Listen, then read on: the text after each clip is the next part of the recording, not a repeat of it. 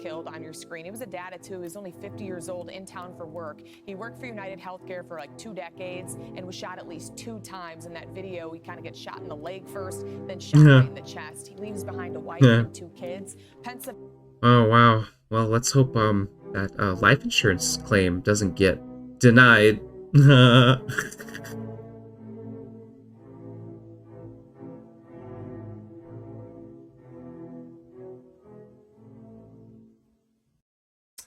First of all, I do not condone the murder of the United Healthcare CEO. That being said, it is kind of funny that the company he represents systematically denied medical care to people, so his life on Earth just got denied. The police have arrested this man, Luigi Mangione, and honestly, I'm not really convinced that he's the one that did it. There's a few reasons, which I'll show, but I wanted to read this meme that kind of explains pretty well what's going on here. Let's see. Born into a wealthy family, this is what we know about him at the moment, attends a $40K a year private school, becomes valedictorian, enters a bachelor's and master's in computer science by 26, no criminal record, no behavioral red flags, clean slate, sharp-dressed, photogenic, chat, and active on social media. Vacations abroad, posts polished photos, looks like he's thriving. Lands internships, builds a resume that screams success, spends a free time exploring AI, mushrooms, and self-optimization trends, writes a Goodreads review on Ted Kaczynski, sprinkles in safe edgy, joins the professional world, follows the system script perfectly. No signs of instability, just another rising star in the tech scene. Disappears from friends for 3 months, 2024, kills the United Healthcare CEO. What happened, bros? What happened? Oh my gosh. Yeah, but I'm still not convinced it is Mangione, and there's a few reasons why that is. I do kind of want to see his manifesto, and there's this good video that I thought was very interesting that brought up his manifesto when he did get arrested. All right, buck up. We begin with a Fox News alert. The suspect in the killing of the United Healthcare CEO Brian Thompson has been charged after being arrested Monday at a McDonald's in Altoona, Pennsylvania. Right now, he's being held at a jail in Huntingdon, Pennsylvania. Yep, Alexis McAdams has been covering the case all week long from the time of the shooting, actually within the hour. Really? Alexis is now joining us here. Alexis, bit of a surprise that we found him in Altoona. That's right, and it came in from a 911 call from a worker of that McDonald's. So that's how this case ended up breaking, according to authorities. So the manhunt for the killer now ending at that McDonald's in Pennsylvania. Luigi Mangione is facing a wide range of charges now, including murder right here in New York City. So the 26-year-old, you see him there on your screen, he was cuffed, then walked out of a Pennsylvania police department overnight. He's kind of looking around at the media, seeing who's out there, and there were a lot of cameras capturing his every move. Mangione then stood. There's like people on Twitter asking if there's like a missus, you know, like there's like women on Twitter unironically trying to fuck this guy. This is crazy, man. This is crazy. You know, I don't know if he did it, but if he did, you know, honestly, kudos to him. You know, good for him. In front of a judge who explained that he could be extradited to New York City because he was facing charges in Pennsylvania, but the ones in New York City are the ones that are the most serious, including murder. So this comes after a McDonald's employee spots Mangione in Altoona, Pennsylvania. It's like a 4.5-hour drive away. Man, I know, I don't want to blame McDonald's guy for this guy, you know, but like if you hear $10,000 and $60,000, that's not life-changing money anymore. It used to be back then. You know, maybe this guy is retarded. Maybe he's desperate, you know.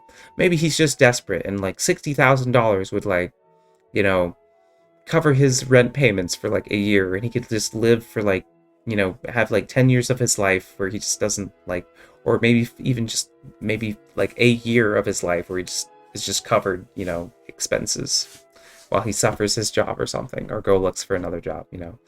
I mean, 60K could change your life a little bit, but it wouldn't look very much differently, honestly.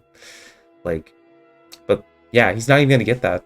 Like if you just look here, like, McDonald's worker might not receive the $60,000 reward for identifying Luigi Mangione.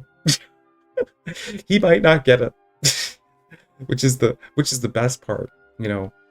They offer paltry sums to find a man that nobody wants or cares about or wants to find, because everyone's like happy that he got away with it, pretty much. And they're offering what would be wouldn't even buy a house or a new car for most people to find this man. Like really? And someone who is stupid enough or desperate enough to like try to find this, to respond to this. Wow. Isn't even gonna get his money. And man, I bet he's really quiet now, because like if anyone around him figures out he's the one who like ratted this guy out, that dude's probably gonna like meet someone outside and probably get shanked. He's probably gonna get shanked outside of his like place of work. I wouldn't be surprised if he gets shanked. Oh, remember everybody, snitches get stitches, right? All right. But yeah, he might not see that anymore, which sucks for him. But yeah, I get it. It's a desperation job. You need the money. Everyone needs 60K in their life. It's not life changing, but I get it. I don't know if everyone gets it, but like, all right. This murder happened. That person called 911 to report the sighting, saying, "I think I recognize the guy in the wanted pictures, specifically his eyebrows and his eyes, because he was wearing some type of surgical mask as he was eating." And about that, right? So yeah, about that. Let's take a look. Take a look at those eyebrows. This was the eyebrows in the footage, right? Not very clear. And now he clearly has a unibrow on this one, but like, is that really the same guy? Was he actually wearing this? Does he even own any of these coats? Like seriously, is that even the guy? Let's take a look through the comments, shall we? We have all sorts of speculation going on here. Not to have hurt feelings, see all the replies. Wow. Both these pictures are legit. There's no way that's the same person. Obviously, the eyebrows are different, but so is the nose. Nose in the hoodie picture is wider than the eyes, right? It's like, is this even the same guy compared to this guy? It's like, we got a different, what appears to be even a different jacket even.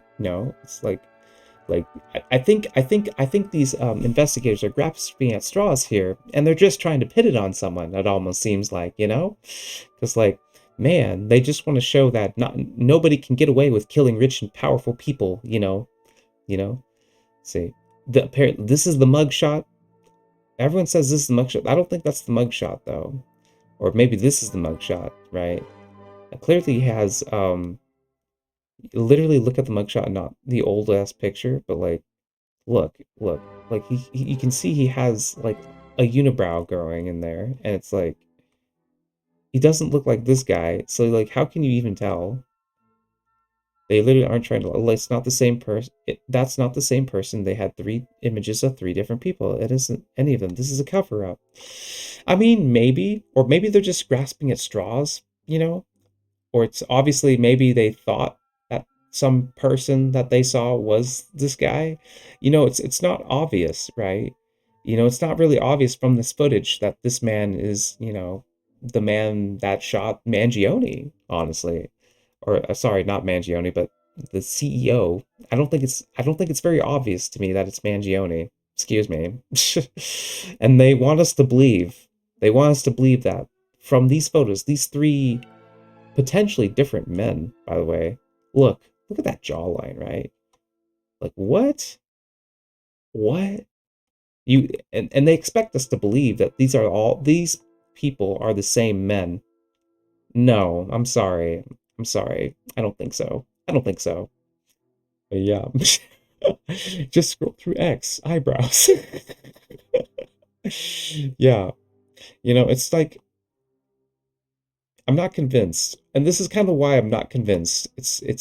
I'm just not convinced that this is the guy. I'm not convinced Mangione is the guy. I legitimately think Mangione is not the guy that killed the CEO, And I think there's some substantive claims for that, honestly. And maybe the police thinks they can nab this guy, but it seems like a setup. seems like a clear framing, and it seems like, you know, it seems like they're just wanting to pin it on someone.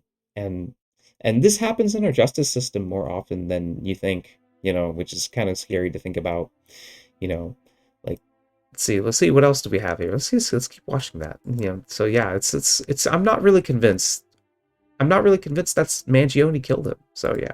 That McDonald's. Mangione was sitting there wearing that mask when officers pulled up and asked really? him some questions. They said, remove your mask, and then questioned the 26-year-old, who they say started shaking visibly, acting really nervous when they asked him.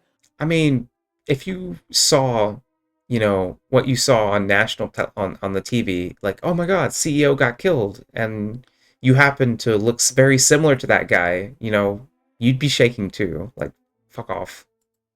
Were you recently in New York? Then he handed over a fake ID, and that's key because he used that fake ID. Sources tell me to check into a New York City hostel before the shooting. Mayor Eric Adams has been thanking the officer out in Altoona who caught Mangione. Listen. Happened to be there. Who knows?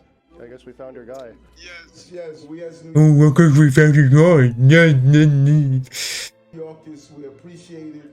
And you just did a great job. Heads up policing. Yeah. Dangerous person off the street. We thank you so much. It was great to do. I don't fucking know. More than happy to do it. I can't say I was expecting it waking up this morning. Yeah, and that's the thing. You just have to keep your eye out, and that's exactly what the worker did at McDonald's and the authorities there in Altoona. Mangione is facing these charges on your screen, including second-degree murder. Yeah, this is what I don't understand, why they're doing second-degree murder. But yeah, that don't make sense. Possession of a floated firearm, 2 counts of that. It's like, I literally, like, why is it illegal to possess a firearm? That's like, that should not even be a law. Like, it should not even be against the law. But I guess in some states on the coasts, having possession of a loaded firearm is bad, which is too bad. At least I live in a place where I don't have to deal with that. In New York, in possession of a loaded gun, a gun they believe he printed on a 3D printer. Mangione. Oh yeah. Yeah, this is also what I hate about blue states. I can't bring my 3D printed weapons into blue states without registering them, and I refuse to register my weapons. So yeah, fuck you. He should be able to print his weapons as he so chooses. So yeah. He had a backpack with them at the time of the arrest. Inside was a handwritten note that they say explained a possible motive, talking all about how he was in severe back pain and talking about the healthcare. Oh yeah, back pain, healthcare industry. It was a big scam. Also it inside was a weapon. The Ivy League grad and Maryland native who went to a really expensive prep school and then went to UPenn reportedly mentioned United Healthcare by name. Reading this, they say parasite. Yeah, a weapon, but, I think it's funny that they said it was a weapon, but, it probably wasn't the weapon, was it? They're probably going to forge some evidence and make it look like he did it, Had it coming. I do apologize for any strife and trauma. Yeah, basically just said what everyone is thinking out loud. But it has to be done. So some disturbing words there that will all be part of this case. This is who was... Yeah, I don't know how these news reporters can say that with a straight face. Killed on your screen. He was a dad of 2. He was only 50 years old, in town for work. He worked for United Healthcare for like 2 decades and was shot at least 2 times. In that video, he kind of gets shot in the leg first, then shot right in the chest. He leaves behind a wife and 2 kids. Fuck you, burn in hell. That'd be really funny if that life insurance claim got denied. In their community, no, he was not a hero, this guy. Not a hero. Dark corners, this killer is being hailed as a hero. Oh, well, I mean, he kind of is. Hear me on this. He is no hero. Yeah, we're all going to take the opinion of a businessman in a suit who obviously looks like he's rich, and the majority of us are going to take you seriously. No, we don't take you seriously. I'm sorry. I'm sorry. Fuck you, burn in hell. The real hero in this story is the person who called 911 at McDonald's this morning. Oh yeah, the person that you're not going to fucking pay. Even though the reward money, you said the reward money would be $60,000. You literally just bait and switched a poor person. Fuck you, man. And now you're trying to jail and make it look like another poor person did the crime You know, you people are fucking disgusting. You all should be in fucking jail. You know, like, you people are fucking disgusting. So, yeah. So Josh Shapiro using that moment to let everybody know, how he personally felt about some of the abhorrent behavior of people who thought this guy was anything but a murderer. But let's focus on the manifesto. Oh boy. Again, handwritten, 2.5 pages, condemned the healthcare system. Oh, The document yeah. specifically mentioned United Healthcare, the insurance. No one's gonna deny that. Like, everyone who works in healthcare, who's experienced the American healthcare system, I've experienced my claims getting denied. Not by, United Healthcare, but like, other healthcare companies that aren't. I've had stuff denied by, like, routine stuff that should be like routine checks. Like cancer screening. Yeah, my claim got fucking denied for that too. Like, seriously. No one is going to be on, like, sorry. No one's going to be on your side on this one. I'm sorry. Giant. You also, as you said before, one of the quotes was they called them parasites. He saw the document, he says, Yeah, no shit. I do apologize for the strife and trauma. You think? As I killed the father of your family and your husband, I apologize for that. But it's You're just putting words in his mouth, buddy. clear there was one person who was the high school valedictorian, went to UPenn, and it seems to be a different person now. Yeah, something changed. You can listen Oh, something. Yeah. Okay. to his speech when he was a valedictorian, at that prep school in Maryland, and he's talking all about how the class. No, I think if anything changed, he just found out how shit the world really is. There comes a time in everyone's life when you find out that the world is more shit than you thought it was, and he found out. So, and he did something about it, or he might have done something about it. So. There in 2016, wanted to get out there into the world and make a big difference. And now you look at, he had a bright future. His family had posted about that. He was very He never had a bright future. intelligent in the classroom. Well, maybe he did, because he's rich, but, whatever. And now with this, he's looking, to spend the rest of his life behind bars. Well, and people are starting to do a deep dive on his online profile. And I believe it was the Wall Street Journal looked at the reviews he wrote on books he had read. And among other things, he gave a book about the Unabomber's manifesto 4 stars. Hell yeah. Accurate review. Proud. Yeah. Hell yeah. Great book. Totally based. And we don't know exactly why, if this guy is the guy. But also, doesn't matter. Right now, he is, he's still the alleged shooter.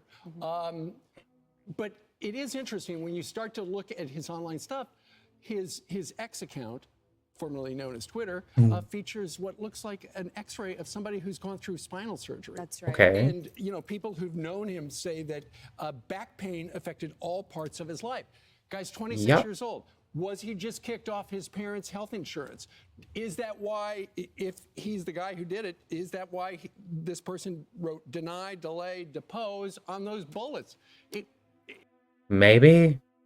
Who knows? But I'm not convinced it's him. A lot of clues, we just haven't figured them all out unless it's the obvious one. Yeah, and he had also written on social media and in some of these other things in the manifesto about how he's in severe pain. He used to be a really good soccer player. Yeah, they're just gonna get a whole bunch, find someone who fits the bill, which is like a lot of people that could fit this bill, honestly. Like, it could have been like any one of those people that had like a strong jawline and, like, look like they could have a 3D printed weapon, or like there's so many people that are like that. It's like it's not even funny, man. Just nah.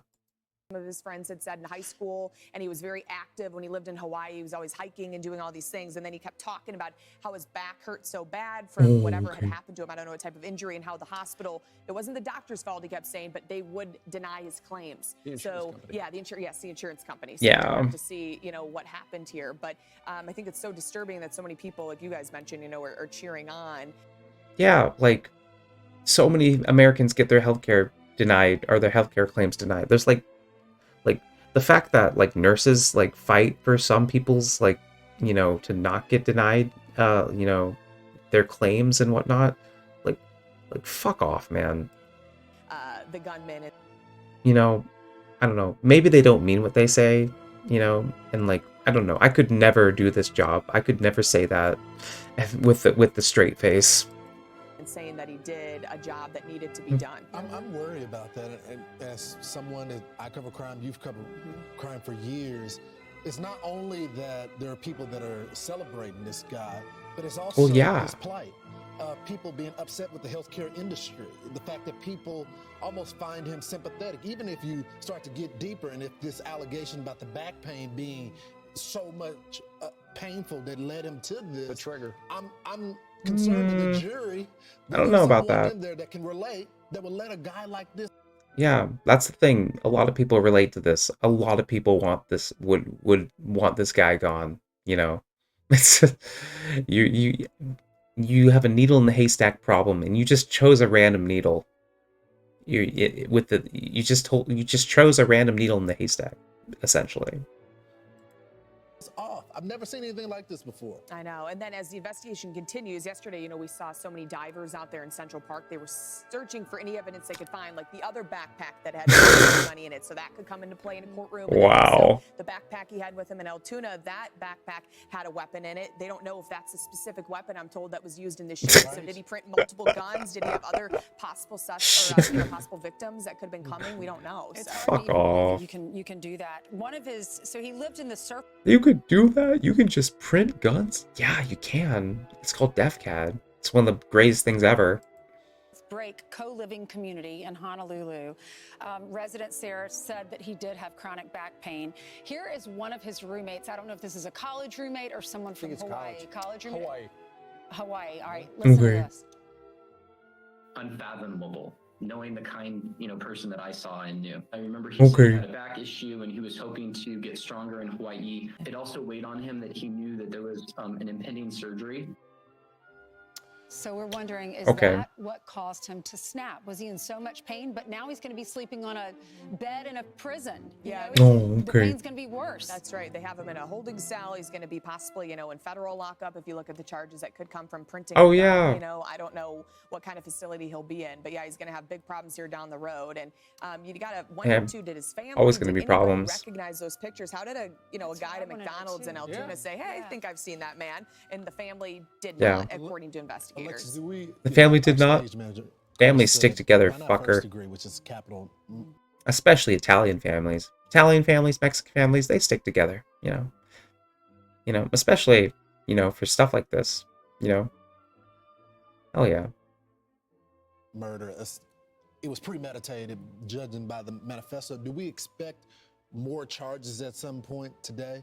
Or do you think they're going to stay in the second degree? Right? I think it could change. I think those were just, the ones they could put them on now, and then they could always update. They just wanted to make sure they had a really or the jury could get in and nullify it. Tight case. They wanted to get to court possibly, and then have this thing flipped. So they just charged him with that for now. But also the question is, did he really want to get this specific CEO, or was he looking for anybody that was coming in and out that day? Sure. And the thing about ghost guns, and I remember from the debate when God. This became an issue, was they would be hard to detect in x-ray machines. You could take them onto an airplane. No, you can't. Shut up. No one's ever done that before. Like, oh my god. Like, no one's ever done that before. I would never even consider taking my Harlot 3D printed pistol on a plane anyway, Unfortunately, I need to change the spring in that because the spring's broken, which sucks, but, whatever.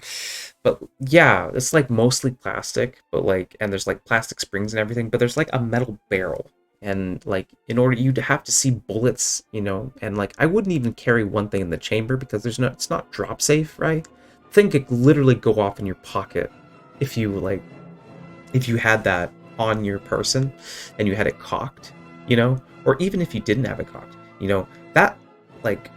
that little bolt literally rides on the fucking casing, which is it's dangerous as fuck, it's very dangerous, the only time you should use it, you should load it whenever you're ready to use it, and then you got one shot, essentially.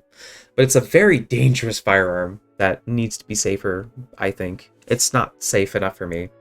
It is literally the most dangerous thing I own, you know, so it's because like it could hurt me, and I know very well it could hurt me if I don't point it downrange away from people and make sure there's, you know, when it's loaded, you know, very dangerous gun, very 3D printed weapons, especially if you do not know gun safety. 3D printed weapons are basically where you need gun safety the most, essentially. So yeah. That means checking if it's loaded, you know, making sure it's pointed downrange away from people, animals, buildings, a property, that sort of thing. Making sure that you're not looking down the barrel to see if there's a round in there, if it's loaded, you know, make sure you are able to open up and inspect the chamber for any casing or bullet, you know. Very, very important. Very important. So, yeah. Anyway, yeah. What were they saying? And so fast forward to now, and it's like, you know, you can look online and figure out how to print one up. Yeah. The guy was at UPenn studying computer science. He was an engineer. He was a computer science. He was an engineer. Two different disciplines, by the way. I mean, I get his point. He's smart. They say that he's smart, you know, but a lot of people can 3D print stuff. It's not super hard to get into. I mean, you know, it's a little bit difficult. You know, there's a lot of moving parts, but it's relatively easy to get into 3D printing, you know, relatively easy. I would say it's easier to get into 3D printing than to get into programming. So if anybody should have no problems doing it, it would be somebody with that resume. That's right. Yeah, a background in engineering, 2 degrees from UPenn, and this is what he used it for. So we're going to have to see what plays out here. I really hate it when people say that he used his degrees, that the knowledge that he got from college to do stuff like this. You don't get any knowledge from college. You just get a bunch of bullshit theory, you know. This is applied theory. 3D printer is just applied engineering. It's applied, you know. But like, I don't know. I don't want to get into that. All right, Alexis, thanks so much. Thank you. Shocking, though, isn't it? Not the type of guy that we would expect to do something I like hate this. newses. Family backgrounds, parents and grandparents opened country clubs and healthcare facilities, real estate company. They had money. He went to this private prep school in Baltimore called the Gilman School. Yeah, he had quite the pedigree, so now he's going to be possibly behind bars for the rest of his life. Daily reminder, jury nullification exists, by the way. And it's actually been done throughout history, by the way. So, yeah. In practice, was a tradition of jury nullification has its roots in the British legal system, specifically in the 1670 English case where the Quakers acquitted by a jury violating a law that permitted religious assemblies only under the Church of England, right? So, in 1735, journalist John Peter Singer was acquitted in New York by a jury that nullified a law making it a crime to criticize public officials. Wholly based, you know. This is the legal system we have. He could still walk free, you know. We could still save this guy, you know. Whether he did this crime or not, we can still save him. Thank you for watching. Please like, subscribe, and or share. It helps me out a lot.